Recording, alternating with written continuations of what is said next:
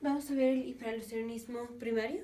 Hiperaldosteronismo primario, esto se va a dar ya sea por un adenoma, o por un tumor, o por hiperplasia de las glándulas suprarrenales. Ahora específicamente va a ser de la zona glomerulosa de las glándulas suprarrenales. Recordemos que tenemos, aquí están los riñones, aquí están las glándulas suprarrenales, y las glándulas suprarrenales tienen la médula, que es lo de adentro, y lo de afuera, que es la corteza. Y la corteza tiene 3 capas, que es la zona glomerulosa, fasciculata y reticularis. Y en la zona glomerulosa es donde se producen los mineralocorticoides. Entonces aquí vamos a tener ya sea un adenoma, o un tumor, o hiperplasia de las glándulas suprarrenales, específicamente de la zona glomerulosa, y entonces esto lo que va a terminar es en un aumento de la aldosterona, que es el mineralocorticoide de la aldosterona. Entonces el paciente va a tener aumento de aldosterona. Y ahora, ¿qué va a pasar si tiene aumento de aldosterona? Recordemos que lo que hace la aldosterona es promueve la reabsorción de sodio y promueve la excreción de potasio y de hidrogeniones. Entonces, si tenemos mucha aldosterona, vamos a tener mucha reabsorción de sodio. Y recordemos la frase de a dónde va el sodio va el agua. Esto es, si se está reabsorbiendo mucho sodio, vamos a tener mucha reabsorción de agua. Reabsorción de agua. Y como el paciente tiene mucha aldosterona, vamos a tener mucha excreción de potasio. Entonces vamos a tener hipocalemia y vamos a tener mucha excreción de hidrogeniones. O sea, vamos a tener una disminución de hidrogeniones, que es alcalosis metabólica. Alcalosis metabólica. Entonces, ahora, ¿qué va a pasar con la renina? Entonces, recordemos el eje renina-angiotensina-aldosterona. Esto es cuando tenemos aumento de la presión, o cuando tenemos estimulación beta adrenérgica, o cuando tenemos una disminución del sodio que llega a la mácula densa. Esto hace que las células yuxtaglomerulares liberen la renina. Entonces, aumento de la presión, estimulación beta adrenérgica o una disminución del sodio en la mácula densa. Eso hace que se libere la renina. Y después de que se libere la renina, vamos a tener angiotensinógeno se convierte en angiotensina 1, y la angiotensina 1 se convierte en angiotensina 2, y la angiotensina va a hacer que se produzca la aldosterona. Esto es lo normal. Entonces, así como rápido, es renina hace que se produzca angiotensina, y la angiotensina hace que se produzca la aldosterona en la zona glomerulosa de las glándulas suprarrenales. Esto es lo normal. Ahora, si es un paciente que viene con ya de por sí muchísima aldosterona, porque tiene, por ejemplo, un tumor que está haciendo que de forma independiente se produzca la aldosterona, entonces, ¿qué va a hacer este paciente con la renina? Va a producir más renina y que se produzca más angiotensina y que se produzca aún más aldosterona, aún más de la que ya tiene. O vamos a tener una disminución de la renina, entonces una disminución de la angiotensina, y aunque el tumor siga produciendo la aldosterona, ya la angiotensina no va a dar el estímulo a que se produzca más aldosterona. Y es esto lo que va a pasar. Entonces tenemos, el paciente está produciendo mucha aldosterona por ejemplo, un tumor primario de las glándulas suprarrenales. Pero entonces el eje se regula a la baja.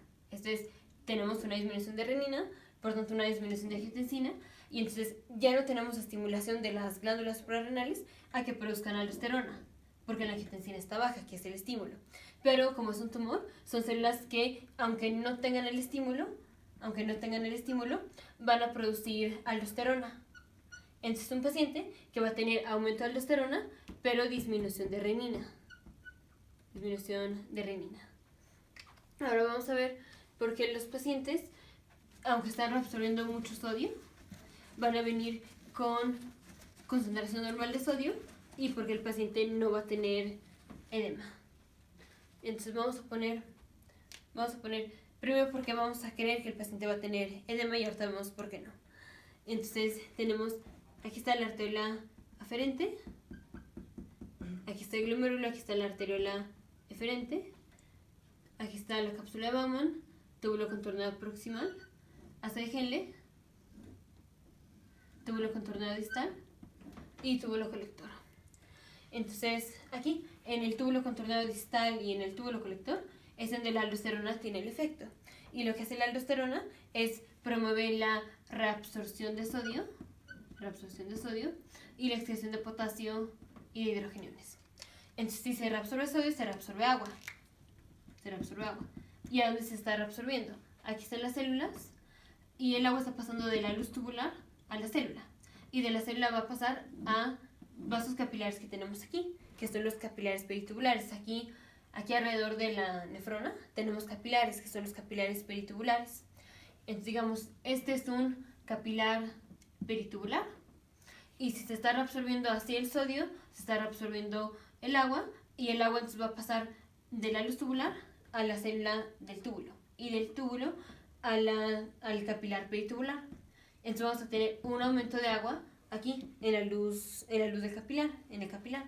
Y si aumenta el agua en el capilar, vamos a tener un aumento del volumen sanguíneo. Y si aumenta el volumen sanguíneo, vamos a tener aumento de la presión. Específicamente vamos a tener aquí un aumento de la presión hidrostática. Esto es, ya en biosensores vimos las 4 fuerzas de Starling, pero en este caso, si tenemos un aumento de la presión hidrostática, si aquí está aumentando la presión, esto hace que el líquido se salga, que el líquido se chorree. Y entonces vamos a tener líquido aquí en el intersticio. Aquí tenemos células. Entonces vamos a tener líquido en el intersticio. Y líquido en el intersticio es edema. Entonces, lo que esperaríamos en un paciente que tiene mucha aldosterona, que está reabsorbiendo mucho sodio y por tanto está reabsorbiendo mucha agua, esperaríamos que tuviera edema y que tuviera un aumento de la concentración de sodio porque se está reabsorbiendo mucho sodio. Pero vamos a ver por qué hay 2 mecanismos por los cuales el paciente va a tener concentración normal de sodio y el paciente no va a tener edema. Aunque sí tiene aumento de la presión aquí, de la presión hidrostática, no va a tener edema. Y entonces ahora vamos a ver por qué. Seguimos viendo la patofisiología. Entonces, así lo voy a dejar así. Entonces, una es, aquí ponemos el corazón. Y como dijimos, es un paciente que va a tener aumento del volumen sanguíneo. Entonces, más sangre que va a recibir el corazón. Aquí está aurícula derecha, aurícula izquierda, ventrículo derecho, ventrículo izquierdo. Aquí están las venas cavas. Si tenemos un aumento del volumen sanguíneo, es más sangre que está recibiendo el corazón. Y si es más sangre que está recibiendo el corazón, vamos a tener más sangre aquí en las aurículas. Y esta más sangre se le va a pasar a los ventrículos. Pero entonces, si tenemos más sangre aquí en las aurículas, esto hace que aumente la presión aquí en las aurículas. Entonces vamos a tener un aumento de la presión en las aurículas. Y no es nada más que aumente la presión. Si tenemos más volumen, la aurícula se va a dilatar. Entonces en parte vamos a tener más presión de la aurícula y dilatación de la aurícula. Y esto, el aumento de la presión en la aurícula y la dilatación, hace que se libere el péptido natriurético atrial. Y recordemos que lo que hace el péptido natriurético atrial es que promueve la vasoconstricción de la arteriola eferente y la vasodilatación de la arteriola aferente. Entonces, aquí tenemos la arteriola aferente, esta es la arteriola eferente. Entonces, el péptido natriurético atrial, dijimos, promueve la vasoconstricción de la arteriola eferente. Entonces, vamos a tener vasoconstricción de la arteriola eferente. Este es aquí. Vamos a tener un aumento de la presión hidrostática. Porque tenemos la arteriola eferente está vasoconstreñida. Entonces, aquí aumenta la presión. Y aquí vamos a tener una vasodilatación. Entonces, como tenemos vasodilatación, es más sangre que va a llegar por la arteriola aferente. Y si tenemos más sangre que llega, entonces es más sangre que vamos a tener aquí en el glomérulo. Y si tenemos más sangre en el glomérulo, vamos a tener un aumento de la filtración glomerular. Aumento de glomerular filtration rate, aumento de la tasa de filtración glomerular. Entonces esto, el que hayamos tenido vasodilatación de la arteriola aferente, en donde hace que llegue más sangre al glomérulo, y vasoconstricción de la arteriola eferente, esto promueve a que haya un aumento de la tasa de filtración. Y entonces, ¿qué pasa si tenemos un aumento de la tasa de filtración? Vamos a tener más sangre se va a filtrar. Lo voy a poner aquí. Más sangre se filtra. Y si se filtra más sangre, también se va a filtrar más sodio.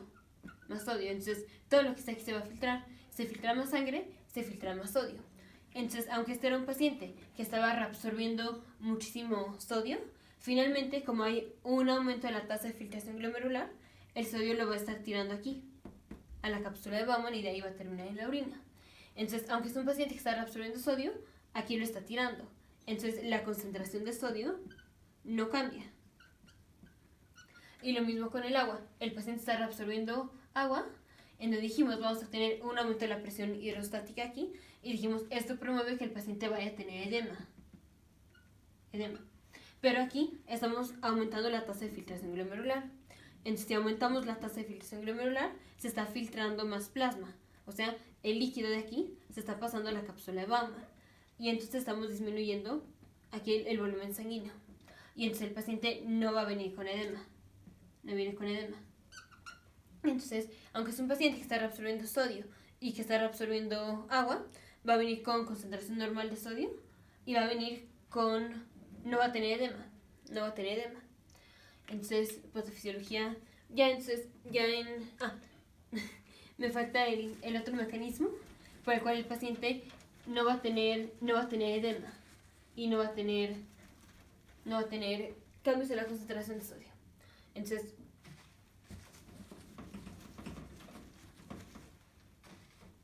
Entonces tenemos, aquí está arteriola aferente, aquí está el glomérulo, aquí está arteriola eferente, aquí está la cápsula de Bowman, ¿sí?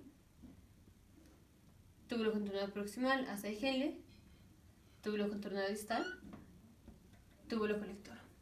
Y aquí recordemos la arteriola eferente se continúa con los capilares peritubulares.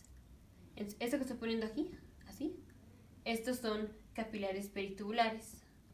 Así. O sea, tenemos mucho, yo nada más estoy poniendo uno, pero estos son capilares peritubulares, que son continuación de la arteriola eferente. Entonces, lo normal es que vamos a tener reabsorción de los solutos. Reabsorción es que lo que está en el túbulo pase al capilar peritubular. Esto quiere decir que tenemos más presión en el túbulo que en el capilar. Entonces tenemos más presión aquí en la luz tubular. Esto, todo va de donde hay más a donde hay menos. Entonces si hay más presión aquí, se reabsorben los solutos. Y eso es lo normal, que hagamos reabsorción de solutos. Eso es lo normal. Ahora es un paciente que viene con aumento de la aldosterona. Ya vimos por qué. Y entonces si aumenta la aldosterona, dijimos aumenta la presión hidrostática. Aumenta la presión hidrostática en los vasos sanguíneos. Esto quiere decir que aquí, en los capilares peritubulares, también vamos a tener un aumento de la presión hidrostática. Un aumento de la presión hidrostática. Y ahora esta presión hidrostática es mayor a la presión del túbulo. Entonces, ahora en donde hay más presión, ahora hay más presión en el capilar peritubular que en el túbulo. Y recordemos, todo va de donde hay más a donde hay menos. Esto es que ahora los solutos van a pasar del capilar peritubular a la luz. Tenemos más presión aquí en el capilar peritubular, entonces los solutos pasan del capilar peritubular a la luz tubular. Entonces, por ejemplo, el sodio va a pasar de estar aquí en el capilar peritubular a estar en la luz tubular, y en la luz tubular finalmente va a terminar en la orina. Entonces, aunque fue un paciente que estaba reabsorbiendo mucho sodio, aquí lo está tirando. O sea, aparte que lo estaba tirando aquí, también aquí. Entonces, un paciente que viene con concentración normal de sodio. Entonces, ya en resumen, la patofisiología ya la vimos. Y entonces, ¿cómo vamos a hacer el diagnóstico? El diagnóstico va a ser, el paciente va a venir con, ya vimos que tiene un aumento de la aldosterona y tiene una disminución de la renina. Entonces, la relación renina-aldosterona va a estar disminuida. Porque hay poca renina y mucha aldosterona. Vamos a tener también hipocalemia. Vamos a tener alcalosis metabólica. Ahora, la hipocalemia, el paciente puede terminar con diabetes insípida por la hipocalemia. entonces se va a presentar con poliuria, polidipsia, pero no es que venga con poliuria y polidipsia por diabetes mellitus, sino por diabetes insípida inducida por la hipocalemia. Eso quiere decir que la concentración de glucosa va a ser normal. Entonces, así se van a presentar los pacientes. Y obviamente va a tener aumento de la presión. Aumento de la presión, ya vimos por qué. La concentración de sodio es normal y el paciente no viene con edema, aunque sí tiene un aumento de la presión, pero no viene con edema. Es el cuadro clínico y así es el diagnóstico, que tengamos un aumento de la aldosterona, pero disminución de la renina, que tengamos hipocalemia y alcalosis metabólica. Ahora, ¿cómo confirmamos el diagnóstico? Cuando tenemos un paciente y sospechamos que tiene hiperaldosteronismo primario, el mejor estudio inicial es sacar la relación renina-aldosterona. Pero el estudio más acertado, o sea, el estándar de oro, es sacar la concentración de aldosterona en las venas renales y compararla con la aldosterona en la vena cava. Entonces,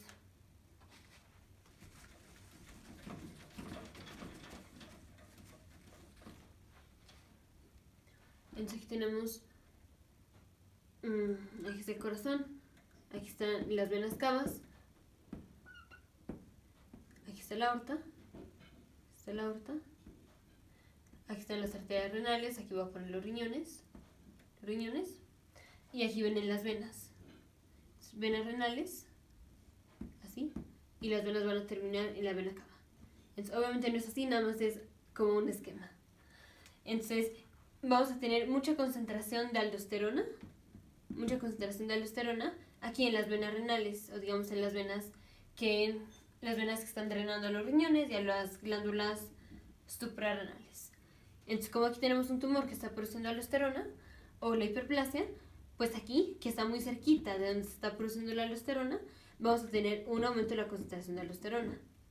Pero para allá, cuando la sangre está viajando y termina aquí en la vena cava inferior, obviamente vamos a tener un aumento de la aldosterona comparada con una persona normal, pero vamos a tener mucho más aldosterona aquí, alrededor de donde está el tumor, ya una vez que la sangre viajó y terminó en la vena cava inferior en este caso. Entonces aquí la relación aldosterona en las venas renales a la aldosterona en la vena cava está aumentado. O sea, tenemos mucha más aldosterona aquí que aldosterona aquí. Y eso es por el hecho de que aquí está el tumor que está produciendo aldosterona, pero ya para cuando llegamos aquí, aunque seguimos teniendo niveles elevados de aldosterona, obviamente no es la misma cantidad de aldosterona que tenemos aquí que la cantidad que tenemos aquí, que está súper cerquita de donde se está produciendo la aldosterona. Entonces, ese es el mejor estudio inicial, que la concentración de aldosterona sea mayor en las venas renales a en la vena cava inferior. Este es el mejor estudio, o es el estudio más acertado, aunque no es lo primero que hacemos, es el estudio más acertado. Y este estudio, si sale negativo, o sea, si la concentración de aldosterona aquí es la misma que acá, esto excluye que el paciente tenga hiperaldosteronismo primario.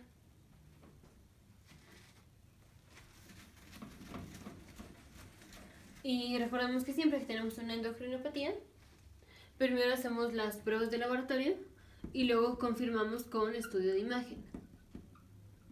Entonces ya vimos los estudios de laboratorio, ahora la confirmación con estudio de imagen es con una tomografía computarizada. Pero la tomografía computarizada se hace después de que ya tenemos la sospecha de que el paciente tiene hiperaldosteronismo primario por los estudios de laboratorio.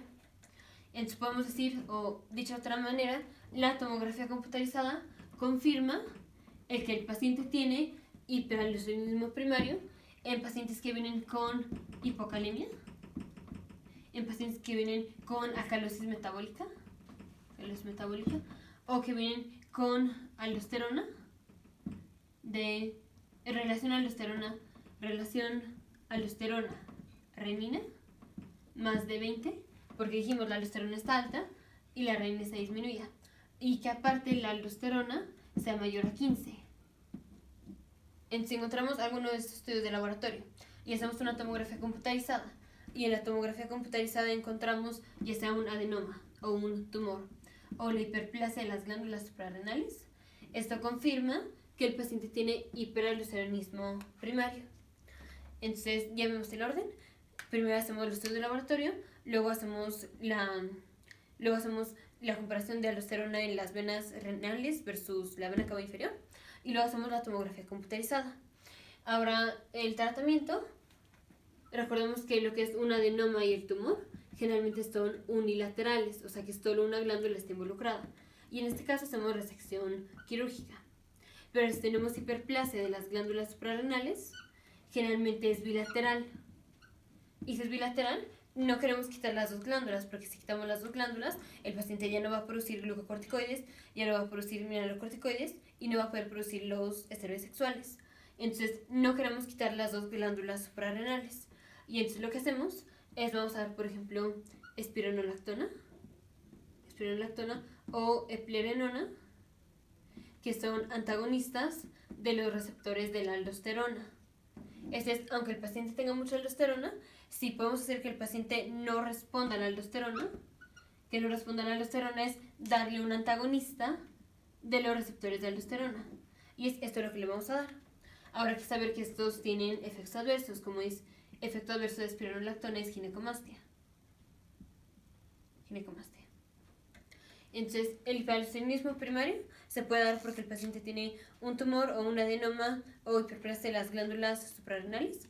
¿Cómo se va a presentar el paciente? Se va a presentar con aumento de aldosterona, con una disminución de la renina, relación aldosterona-renina más de 20 y que la aldosterona sea más de 15. Vamos a tener hipocalemia y la hipocalemia puede terminar en poliuria, hipolidipsia y debilidad muscular. Vamos a tener alcalosis metabólica. Así hacemos diagnóstico y la confirmación es después de que hacemos el mejor estudio inicial, que es ver la relación aldosterona-renina. Luego sacamos la comparación entre la aldosterona que hay en las venas renales versus la aldosterona que hay en la vena cava inferior. Y si sale elevado, el paciente tiene hiperaldosteronismo primario. Y la confirmación es con una tomografía computarizada. Ahora, la tomografía computarizada se hace después de haber hecho los estudios de laboratorio. Y la tomografía computarizada nos va a confirmar el diagnóstico. Si la causa por la cual el paciente tiene hiperaldosteronismo primario es por adenoma o tumor, hacemos resección quirúrgica. Si es por hiperplasia de las glándulas suprarrenales, vamos a dar eplerenona o espironolactona. Y este es un paciente que va a venir con concentración normal de sodio y aunque va a tener presión aumentada, el paciente no va a tener edema. Nos vemos en el siguiente video de futuros médicos, científicos e ingenieros.